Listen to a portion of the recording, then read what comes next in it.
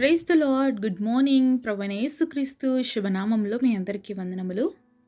చిన్న ప్రార్థనతో ఈరోజు దేవుని వాగ్దానాన్ని స్వతంత్రించుకుందామా?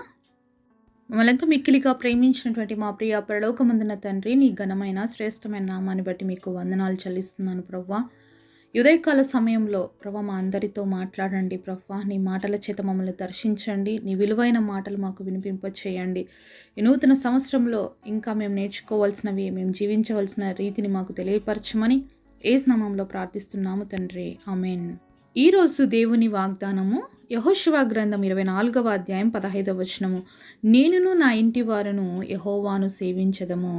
Joshua chapter 24 verse 15, As for me and my house, we will serve the Lord.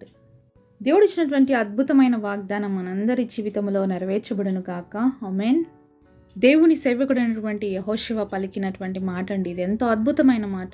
యెహోషువ ఇశ్రాయేలు ప్రజలందరూ ఎదుట ఒక మాట అన్నాడనమాట. మరి ఏమని అంటే, నేను నా ఇంటి వారు యెహోవాను మాత్రమే సేవిస్తామన్నప్పుడు అక్కడున్న ప్రజలందరూ కూడా అదే మాట పలికారు. మేము కూడా యెహోవాను మాత్రమే సేవిస్తామని. ఈరోజు మన జీవితాల్లో, మన కుటుంబ జీవితాల్లో ఈ తీర్మానం అనేది చాలా అవసరం అండి. మరి మీ కుటుంబం అంతా దేవుని సేవిస్తున్నారా అండి? మీ కుటుంబంతో కలిసి మీరు ప్రార్థన చేస్తున్నారా? కుటుంబంతో కలిసి మందిరానికి వెళ్తున్నారా? కుటుంబంతో కలిసి దేవుని స్తుతించేవారుగా ఉన్నారా? అలా ఉంటే నిజంగా అంటే మీ కుటుంబము పరలోక రాజ్యమే. అలా ఉంటే మీ కుటుంబమే దేవుని యొక్క సన్నిధానము. మరి క్రైస్తవులుగా జన్మించినటువంటి కుటుంబంలో ఉన్న వారికైతే ఇది సాధ్యమవుతుందేమో అనండి. కానీ అనేక మంది అన్య కుటుంబాల నుంచి వచ్చిన వారు, యేసు ప్రభుని తెలుసుకున్న వాళ్ళు, అంటే కొంతమంది తల్లిదండ్రులు దేవుని నమ్ముకుంటే పిల్లలు నమ్ముకోలేనటువంటి పరిస్థితి, పిల్లలు నమ్ముకుంటే తల్లిదండ్రులు నమ్ముకోలేనటువంటి పరిస్థితి. అలాంటి కుటుంబాలలో ఇలాంటి అవకాశం ఉండదండి. చాలామంది అలాంటి వాళ్ళు మరి చాలా బాధపడుతూ ఉంటారనమాట. అంటే నేను నా కుటుంబంతో దేవుడి సన్నిధికి రాలేకపోతున్నానే అని. ఎందుకంటే అన్యులైనటువంటి కుటుంబాల నుంచి రావడం వల్ల. కానీ ఈరోజు క్రైస్తవులు అనబడుతున్నటువంటి మనము, మరి క్రైస్తవులుగా జన్మించినటువంటి మనము కుటుంబంగా దేవుణ్ణి ఆరాధిస్తున్నామా? అన్య కుటుంబాల నుంచి వచ్చిన వాళ్ళకి ఇలాంటి అవకాశం లేక, కుటుంబాలలో మరి రక్షణ లేక వాళ్ళు ఎంతో నలిగిపోతూ, ఎంతో బాధపడుతూ దేవుడి సన్నిధిలో విజ్ఞాపన చేస్తూ ఉంటే, ఈరోజు క్రైస్తవ కుటుంబంలో జన్మించినటువంటి మనము కుటుంబముగా దేవుణ్ణి ఆరాధించడము, దేవుని సేవించడము చాలా అవసరం. మరి వాక్యము అన్యులుగా, మరి ఒకవేళ మీరు మీ కుటుంబాల్లో ఎవరు నమ్ముకోకుండా మీరు యేసు ప్రభువుని నమ్ముకొని మాటలు వింటున్నట్లయితే తప్పకుండా ఒకరోజు దేవుడు అవకాశం ఇస్తాడండి.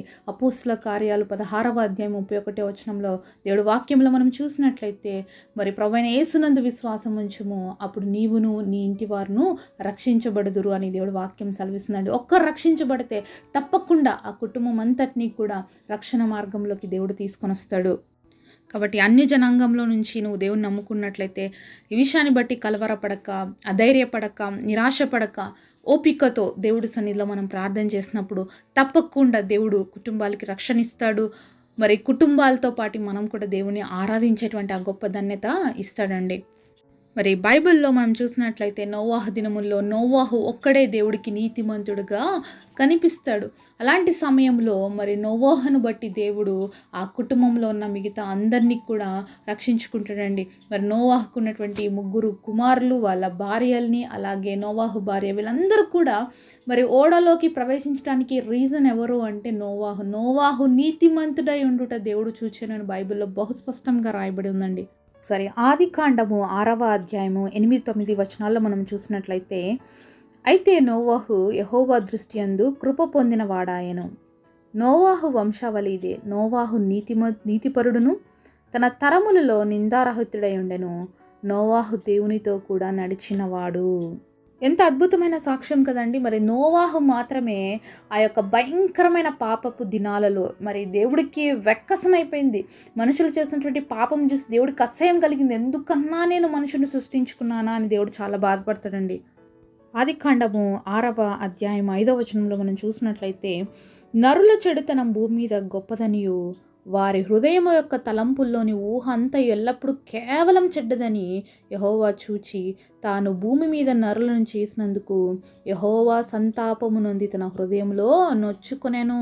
ఇక్కడ దేవుడు మనుషుల్ని చేసినందుకు ఎంత బాధపడుతున్నాడో, ఎంత తప్పుగా దేవుడి దృష్టిలో ఎంత చెడుగా ప్రవర్తిస్తున్నాడో దేవుడు అంటున్నాడు, మనుషుని యొక్క హృదయంలో ఉన్నటువంటి ప్రతి తలంపు ఊహ అంతా కూడా ఎల్లప్పుడూ చెడ్డగానే ఉంటుంది అని దేవుడు చూస్తున్నాడంట. అంతేకాకుండా నరులని భూమి మీద చేసినందుకు దేవుడు చాలా మనసు నొచ్చుకున్నాడు అని ఉందండి. దేవుడి మనసుని మనం ఎన్నిసార్లు నొప్పిస్తున్నాము. మరి చాలాసార్లు మనం అనుకుంటాం, నేనేదో ఆ తప్పు చేయలేదు, నేనేం దొంగతనం చేయలేదు, లేకపోతే నేనేమో వ్యభిచారం చేయలేదు, లేకపోతే ఇంకా ఏమేమో నేను తప్పులు చేయలేదని మనం అనుకుంటామండి. కానీ బైబిల్ చాలా స్పష్టంగా చెప్తుంది, నీ సహోదరుని ద్రోహి అంటే కూడా నువ్వు నరహంతకుడు అని. అలాగే ఒక స్త్రీని మోహపు చూపుతో చూస్తే నువ్వు ఆ స్త్రీతో వ్యభిచారం చేసినట్లని. అంటే హృదయంలో నుంచి వచ్చేటువంటి ఆలోచన ద్వారా కలిగే పాపమును కూడా దేవుడు కన్సిడర్ చేస్తాడండి. అది చాలా అవసరం. మన హృదయము దేవుడు ఎదుట చాలా మరి ఖచ్చితంగా సరిగ్గా ఉండడమే దేవుడికి కావాల్సింది. అంతేగాని నువ్వు పైకి చేయలేదని, పైకి చాలా భక్తి పరుడుగా నటిస్తూ ఉన్నట్లయితే దేవుడికి మన హృదయాంతరంగము తెలుసు. మనల్ని ఆయన పైన చూసి జడ్జి చేసే దేవుడు ఎంత మాత్రం కాదు. అలా జడ్జి చేసే వాళ్ళు మనుషులు. మనల్ని పైన చూసి మనం బాగా పాటలు పాడితేనో, ప్రేయర్ చేస్తానో, మందిరానికి రెగ్యులర్గా వెళ్తే వీళ్ళు చాలా భక్తి పరులని మనుషులు డిసైడ్ చేస్తారేమో. కానీ నువ్వు అలా దేవుడి మందిరానికి ప్రతి వారం వెళ్తూ, ప్రతిరోజు ప్రార్థన చేస్తూ, వాక్యం చదువుతూ కూడా నీ హృదయము దేవుడి దృష్టిలో సరైనదిగా లేకపోతే దేవుడు పాపిగానే ఎంచుతాడు. అదే ఇక్కడ దేవుడు చెప్తున్నటువంటి మాట. మనుషునిలో నుంచి వచ్చే ప్రతి ఆలోచన కేవలం చెడ్డగా ఉంది. వాళ్ళ తలంపులు, ఊహలు కూడా చాలా చెడ్డగా ఉన్నాయి. ఇవన్నీ కూడా దేవుడు మనలో కన్సిడర్ చేస్తాడు అనే విషయాన్ని దేవుడు మరొకసారి మనకి గుర్తు చేస్తున్నాడండి. ఈ నూతన సంవత్సరంలో ఒకవేళ ఇలాంటి అలవాట్లు మన జీవితంలో ఉన్నట్లయితే విడిచిపెడదామండి. ఎందుకంటే మన ఆలోచనలు, తలంపుల ద్వారా చేసే పాపాలు కూడా దేవుడి దృష్టిలో పాపము, తప్పు. కాబట్టి మనం విడిచిపెట్టాలి.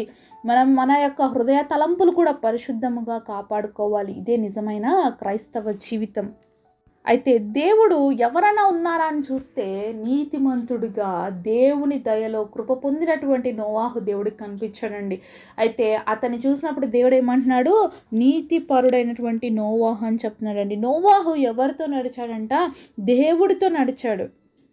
ఈరోజు కుటుంబ యజమానుడిగా, ఒక తండ్రిగా, ఒక భర్తగా నువ్వు దేవుడితో నడుస్తున్నారా? మీరు దేవుడితో నడుస్తున్నారా? అనుభవం ఉందా? నిజంగా అంటే అండి, ఏ కుటుంబంలో మరి ఒక శిరస్సుగా ఉన్నటువంటి తండ్రి, భర్త దేవుడితో నడుస్తాడో ఆ కుటుంబం అంతా కూడా దేవుడికి చాలా అంగీకార యోగ్యమైన జీవితాన్ని జీవిస్తుందండి. ఎందుకంటే ఇక్కడ నోవాహు నీతిపరుడుగా ఉన్నాడు, దేవుడి దృష్టిలో యథార్థవంతుడిగా ఉన్నాడు. కాబట్టి నోవాహును బట్టి దేవుడు నోవాహు కుటుంబంలో ఉన్నటువంటి వాళ్ళందరినీ కూడా ఆ ఓడలోకి చేర్చాడండి. ఒకవేళ వాళ్ళ తండ్రి మాట కానీ వాళ్ళు వినకపోయి ఉంటే వాళ్ళు కూడా ఇతరులతో పాటు నశించేవాళ్ళు. కానీ నోవాహు మాట ఆ కుమారులు, వాళ్ళ కోడళ్ళు అందరూ విన్నారు అంటేనే మనం ఆలోచించాలి ఆ కుటుంబాన్ని ఎంతగా దేవుడి కోసం కట్టుకున్నాడు నోవాహు అని. తండ్రిగా, తల్లిగా మనము దేవుడితో నడచకపోతే మన పిల్లలు దేవుడితో ఎప్పుడు నడచరండి. కాబట్టి మొదటిగా తండ్రిగా, తల్లిగా మనము దేవుడితో నడచాలి. పిల్లలు మనల్ని గమనిస్తుంటారు. మన చిన్న పిల్లలైనా సరే, మన చిన్న పిల్లలు ఏం చేస్తారంటే మనల్ని ఇమిటేట్ చేస్తూ ఉంటారు. చాలాసార్లు మనం ప్రార్థన చేస్తే చిన్న పిల్లలైన వాళ్ళు 1 year కావచ్చు, మరి అంతకంటే తక్కువ ఉన్న వాళ్ళు కూడా ఒక చున్నీ తీసుకొచ్చుకొని, ఒక స్కార్ఫ్ తీసుకొచ్చుకొని తల మీద వేసుకొని ప్రార్థన చేస్తారండి. ఇమిటేట్ చేస్తారు మనల్ని. కాబట్టి మనల్ని ఇమిటేట్ చేస్తున్న మన బిడ్డలు, ఎదుగుతున్న బిడ్డలు మన ఇంట్లో ఉంటారు. వాళ్ళు ఎవరు చూసి నేర్చుకుంటారు అంటే తల్లిదండ్రులను చూసి నేర్చుకుంటారు. మీరు ప్రార్థన చేస్తే మీ పిల్లలు ప్రార్థన చేస్తారు. మీరు టీవీ కూర్చొని చూస్తే మీ పిల్లలు టీవీ కూర్చొని చూస్తారు.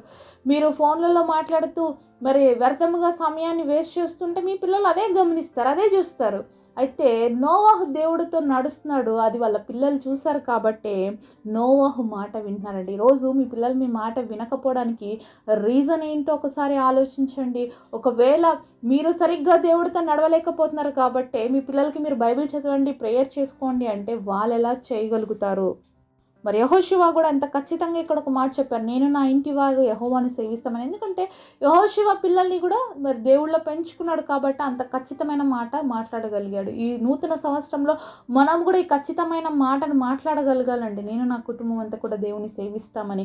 కాబట్టి కుటుంబ యజమానులుగా ఉన్నటువంటి వారు మరి దేవుడి సన్నిధిలో ప్రార్థించాలి కుటుంబం కోసం, పిల్లల కోసము. అలాగే ఆ కుటుంబం అంతా కూడా దేవుని మాత్రమే సేవించి నిత్యరాజ్యానికి వారసులు అవ్వాలి అంటే ఒక తండ్రి బాధ్యత చాలా ప్రాముఖ్యమైనది. అలాగే తల్లిగా ఎక్కువ సమయం పిల్లల మధ్యలో ఉండేటువంటి తల్లి, ప్రార్థించే తల్లిగా ఉంటే ఆ కుటుంబం చాలా ఆశీర్వాదకరంగా ఉంటుందండి. మరి ఈ నూతన సంవత్సరంలో మనం ఈ యొక్క తీర్మానం తీసుకుందామండి. నేను నా ఇంటి వారి యెహోవాను సేవించెదము అని. మొదటిగా తల్లిదండ్రులుగా మన బాధ్యత మనం చేస్తే మన పిల్లలు ఖచ్చితంగా మనల్ని చూసి నడుస్తారు. మనం దేవుడితో నడిస్తే మన పిల్లలు కూడా దేవుడితో నడుస్తారు. కాబట్టి నోవాహు దేవుడితో నడిచాడు కాబట్టి తన కుమారులు కూడా దేవుడితో నడిచారు. కాబట్టి మనము నడుద్దాము, మన పిల్లల్ని కూడా దేవుడి మార్గంలో నడిపిద్దాం. అట్టి కృప దేవుడు మనందరికీ దయచేయను గాక. మమ్మల్ని ఎంతో మిక్కిలిగా ప్రేమించినటువంటి మా ప్రియమైన యేసయ్య, మీకు స్తోత్రాలు నాయన. వారి యెహోషువ చెప్తున్నట్లుగా నేను నా ఇంటి వారు యెహోవానే సేవించదమని, అయా నోవాహు మీతో నడిచినట్లుగా తండ్రి మేము కూడా నీ సన్నిధిలో యథార్థముగా నీతిపరులుగా తండ్రి మా హృదయ ఆలోచన తలంపుల్లో కూడా మేము పాపం లేకుండా పరిశుద్ధంగా నీ సన్నిధిలో ఉండటానికి, అయా మా కుటుంబముతో కలిసి నిన్ను ఆరాధించడానికి, మా కుటుంబముతో కలిసి నిన్ను నడచడానికి ఈ నూతన సంవత్సరంలో నూతనమైన దీవెనలు మాకు దయచేయండి. అలాగే అన్ని కుటుంబాల నుంచి వచ్చి కుటుంబముగా మేము రాలేకపోతున్నామని బాధపడుతున్న ప్రతి బిడ్డకి తండ్రి వాళ్ళ కుటుంబాలతో నేను ఆరాధించే కృపనివ్వమని యేసు నామములో ప్రార్థిస్తున్నాము తండ్రి. ఆమేన్.